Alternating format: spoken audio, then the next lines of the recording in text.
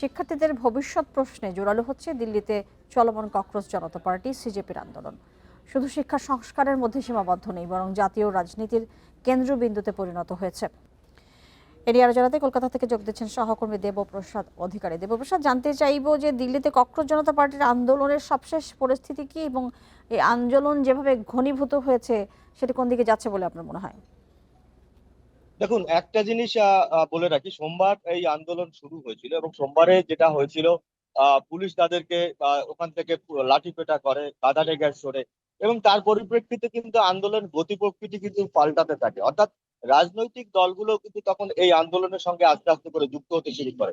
সেক্ষেত্রে কংগ্রেসের যিনি এই মুহূর্তে নেতৃত্ব দিচ্ছেন, রাহুল গান্ধী, সোনিয়া গান্ধী ভদ্রা এবং অখিলেশ যাদব, এরাও কিন্তু এই আন্দোলনে সামিল হয়েছেন। এবং গতকাল পশ্চিমবাংলার মুখ্যমন্ত্রী, প্রাক্তন মুখ্যমন্ত্রী মমতা বন্দ্যোপাধ্যায়, তিনিও কিন্তু বলেছেন যদি এভাবে চলতে থাকে সেক্ষেত্রে তিনিও কংগ্রেস পার্টির সঙ্গে আন্দোলনে যোগদান করবেন।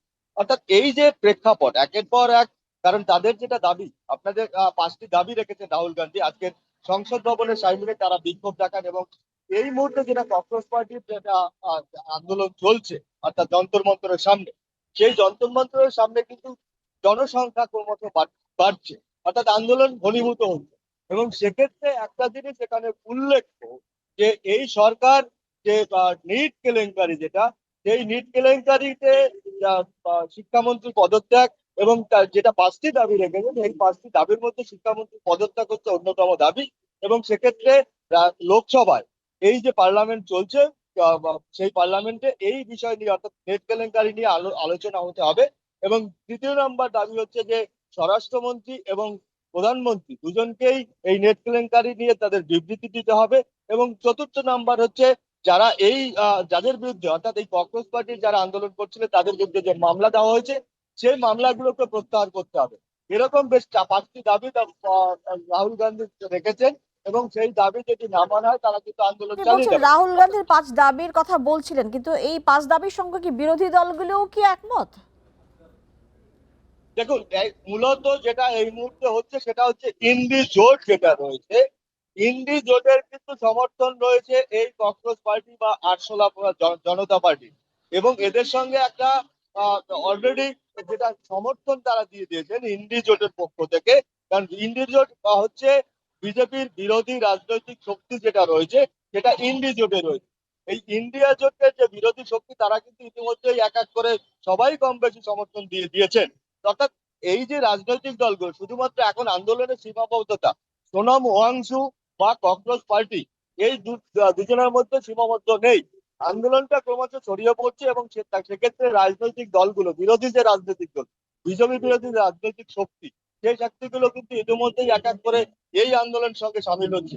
সেক্ষেত্রে প্রধানমন্ত্রী নরেন্দ্র যেটি মোদী কিন্তু বলছিলাম যে ইতিমধ্যে। আমরা দেখেছি যে এখন যে বলা হচ্ছে যে জেনজি আন্দোলন এটিকে যুক্ত করা হয়েছে, এবং পাশাপাশি কৃষক আন্দোলন বলেন এবং যারা শিক্ষার্থী রয়েছে সবকিছু মিলেই একটা জেনজি আন্দোলনের রূপ নিয়েছে বলে এরকম বলা হচ্ছে। সার্বিকভাবে উপমহাদেশে আমরা জেনজি আন্দোলনের যে ফলাফল দেখেছি, বাংলাদেশ বলেন, শ্রীলঙ্কা বলেন, ভারতে এই ধরনের কোনো কিছুর দিকে কি এগুচ্ছে বলে আপনার মনে হয়? আপনি কি বলছেন বিশ্লেষকরা?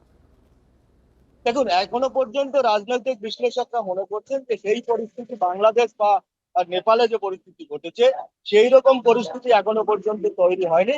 কারণ এই যে যে আন্দোলনের মূল কেন্দ্রবিন্দু যে বিষয়টা সেটা হচ্ছে নিট, অর্থাৎ শিক্ষায় দুর্নীতি। সেক্ষেত্রে অর্থনৈতিক বা রাজনৈতিক যে দুর্নীতির বিষয়গুলো থাকে সেগুলো কিন্তু মূল মূল কেন্দ্রে নেই। মূল যে ফোকাস রয়েছে সেটা হচ্ছে শিক্ষায় দুর্নীতি। এক্ষেত্রে যুব সমাজ, অর্থাৎ যারা যারা যাদেরকে জেনজি বলছে, যে যুব সমাজ কিন্তু এই আন্দোলনের সঙ্গে যুক্ত রয়েছে এবং তারা আন্দোলন ককরোচ যে পার্টি যেটা, তারা যুব সমাজ সমর্থিত পার্টি এবং তারাই আন্দোলনে যুক্ত রয়েছেন। কিন্তু রাজনৈতিক বিশ্লেষণরা বিশেষজ্ঞরা মনে করছেন এই মুহূর্তে এমন পরিস্থিতি তৈরি হয়নি ভারতবর্ষে, বা ককরোচ পার্টি এমন জায়গায় রাজনৈতিক যে আন্দোলনটাকে নিয়ে যেতে পারেনি এখনো পর্যন্ত, যে বাংলাদেশ বা নেপালের মতো যুক্ত পরিস্থিতি করতে তৈরি চাই হবে। আপনার সাথে, আপনি বাংলাদেশের গণ অভ্যুত্থান দেখেছেন, সেখানেও কিন্তু আমরা দেখেছি যে শিক্ষাকে কেন্দ্র করেই অভ্যুত্থান শুরু হয়েছিল এবং সেটি আসলে দানা বেঁধে অনেক বড় হয়েছিল। সেই প্রেক্ষাপটে আপনার দেখছি যে এই শিক্ষাকে কেন্দ্র করেই কিন্তু নানান ভাবে সেখানে অন্যান্যরা যুক্ত হচ্ছেন। সেই প্রেক্ষাপটে আপনার কি মনে হচ্ছে আসলে কোন দিকে এগুচ্ছে, এবং বিজেপির অবস্থান এই এই প্রেক্ষাপটে কি ধরনের কৌশল তারা অবলম্বন করছেন? দেখুন, রাজনৈতিক বিশ্লেষকদের মত এখানে যেটা শিক্ষামন্ত্রী অর্থাৎ ধর্মেন্দ্র প্রধান তার পদত্যাগ দাবি করছে, কিন্তু প্রধানমন্ত্রী পদত্যাগ কিন্তু কেউ দাবি করেনি এখনো পর্যন্ত। স্বরাষ্ট্রমন্ত্রী পদত্যাগের কথা বলছেন রাহুল গান্ধী, কিন্তু এখনো পর্যন্ত প্রধানমন্ত্রীর যে জায়গা রয়েছে, প্রধানমন্ত্রী ভারতবর্ষের যে অবস্থানে রয়েছে, সেক্ষেত্রে প্রধানমন্ত্রী পদত্যাগের দাবি কিন্তু কোনো রাজনৈতিক দল এখনো পর্যন্ত করেননি, বা কংগ্রেস পার্টি বা সোনম ওয়াংচুক কেউই কিন্তু প্রধানমন্ত্রীর দাবি এখনো পর্যন্ত পদত্যাগের দাবি করেননি। শুধুমাত্র সেখানে শিক্ষামন্ত্রী ধর্মেন্দ্র প্রধানের পদত্যাগের দাবি করেছেন এবং স্বরাষ্ট্রমন্ত্রী অমিত শাহের পদত্যাগের দাবি করেছেন রাহুল গান্ধী। সেক্ষেত্রে আন্দোলনের যে দানা বাঁধা, যেটা আন্দোলন যেভাবে তৈরি হওয়ার যে প্রেক্ষাপট, সেটা কিন্তু এখনো বাংলাদেশ বা নেপাল বাংলাদেশ বা নেপালের সেই মতো সেই প্রেক্ষাপটে আপনার সাথে একটু যুক্ত করতে চাই। আমরা বাংলাদেশের আন্দোলনের সময় দেখেছিলাম গণঅভ্যুত্থান 9 দফা দাবি দিয়ে শুরু হয়েছিল। শুরুতে কিন্তু প্রধানমন্ত্রীর বিষয়ে কোনো ধরনের দাবি ছিল না, সেটা কিন্তু পরে দানা বেঁধেছে। সেই সেই অনুযায়ী আপনার কাছে কি মনে হচ্ছে যে এই যে আন্দোলন যতটা বেগবান হয়েছে সেটি সেদিকে যেতে পারে কিনা? দেখুন, আন্দোলনের যে তীব্রতা, সে তীব্রতা এখন কিন্তু তীব্রতাটা নেই। যেটা হয়েছে সোমবার দিন, যে পুলিশের লাঠিচার্জ এবং কাঁদানে গ্যাস ছোড়ার পরে, এখন যেটা রাজনৈতিক ভাবে আন্দোলন, এখন কিন্তু সেই যে বাংলাদেশে একটি নিরপেক্ষ সংগঠন তারা এসে আন্দোলন শুরু করেছিলেন, সেই আন্দোলনের সঙ্গে রাজনৈতিক দলগুলো এসেছিলেন, বা নেপালেও তাই ঘটেছে। কিন্তু এক্ষেত্রে কিন্তু এখনো পর্যন্ত রাজনৈতিক দলগুলো সেই যে প্রেক্ষাপট, আজকের কিছুটা বিক্ষোভ, সামান্যতম বিক্ষোভ